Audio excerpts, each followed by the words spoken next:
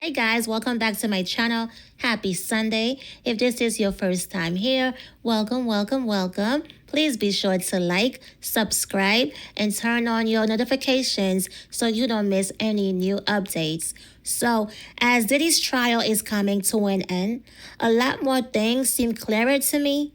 Now, I believe they have kept a lot of information hidden in this case. I believe both the prosecution and defense teams agreed to that. So, at the start of this trial, the defense made it clear they did not want people focusing on Diddy's sexuality. They wanted everyone to focus on anything except Diddy being homosexual. I believe they may have let a few details come out just to humiliate him, but not everything. They have not lifted the whole veil. For example, after the Freakoffs, Diddy like for the men to release on the women. And according to both Cassie's and Jane's testimonies, Diddy would then like to play in it. And the women had to take the men's bodily fluids and rub them all over Diddy, including his nipples. Also, according to Jane's testimony, the chemistry between Diddy, Jane, and a male escort named Paul was so strong that they had a nickname, Trifecta. They compared themselves to famous basketball players. Jane said she was Kobe Bryant, Paul was Shaquille O'Neal, and Diddy was Michael Jordan. But if all Diddy did was sit there and touch himself while telling them what to do, then why was the chemistry between all three of them so strong?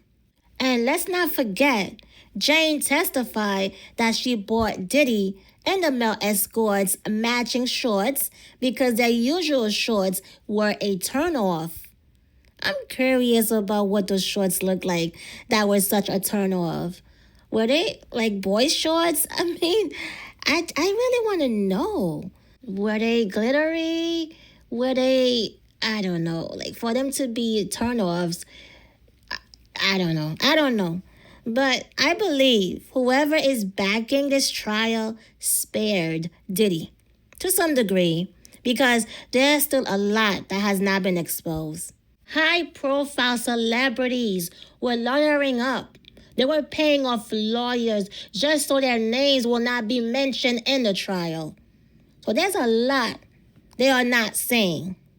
And remember, at the start of the trial, the prosecutors said they had everything laid out and that if the defense didn't go off script or ask extra questions, everything would run smoothly.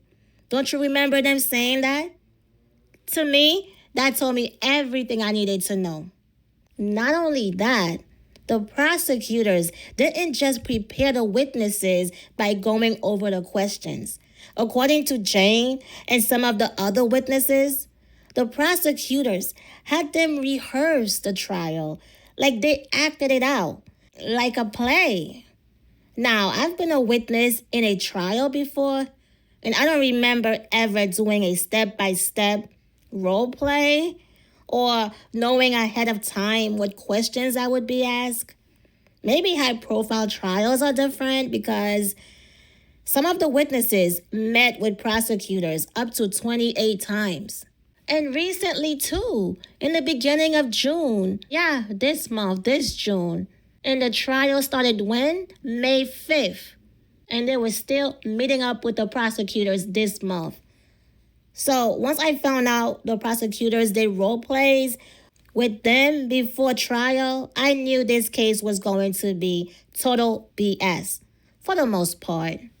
So with all that being said, could Alex Fine, Cassie's husband, have been one of Diddy's male escorts? I believe that is a strong possibility. Now, from what we know, Diddy slept with everyone around him, including his staff.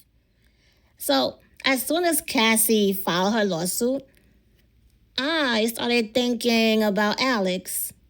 Now, here's what confirmed it for me. I'm going to break it down. Okay, I'm going to break it down. Diddy loves fit men. Just look at the pictures of the male escorts that were revealed. They're all young at the time, fit, muscular. Alex fits that exact category. He played college football at Central Michigan University as a defense back between 2012 and 2014. After college, Alex worked as a personal trainer in Los Angeles and eventually started his own brand in 2015. Now, there is no clear information on when he became Diddy's personal trainer and not much about how he and Cassie met other than a 2019 interview where Cassie vaguely said they met at a gym and that Alex was first Diddy's trainer before Cassie became his client too. Read between the lines here, okay? Read between the lines. Oh my goodness. Now, what else have we heard about Diddy and a personal trainer? I'll tell you. During Jane's first day of testimony, she identified Paul, the male escort she and Diddy did Freakoffs with. She identified Paul as Diddy's personal trainer. That same Paul Arthur, was Jane's favorite male escort, but they labeled him as Diddy's personal trainer, and this was going on from 2021 until August 2024, last year, with Jane, Diddy, and this Paul Arthur guy. So, these personal trainers weren't really hired to train Diddy, okay? When have you ever seen Diddy in shape? I looked up photos from 2017 and 2018. He had a pot belly. Did he look like he was working out in those years? What exactly were they training? You know what? Never mind that, because we know. Alex Fine was Diddy's so-called trainer at least around 2017. Because according to Cassie's testimony, she was already dating Alex by August 2018. When she went out to dinner with Diddy to have a closure conversation and officially end their relationship, Diddy allegedly raped her that night. And in September 2018, Cassie testified hooking up with Diddy again and had sex with him while Alex was calling her on FaceTime. She did not answer the call. A couple of weeks later, in October 2018, Diddy told Cassie he was going to fall back, but she could call him if she needed him. Cassie replied saying, "I'm lost without you." And she was still dating Alex at the time. She also testified that the last time she saw Diddy was on November 24, 2018 at Kim Porter's memorial in Georgia. She was upset. She was very upset that Diddy called Kim his soulmate.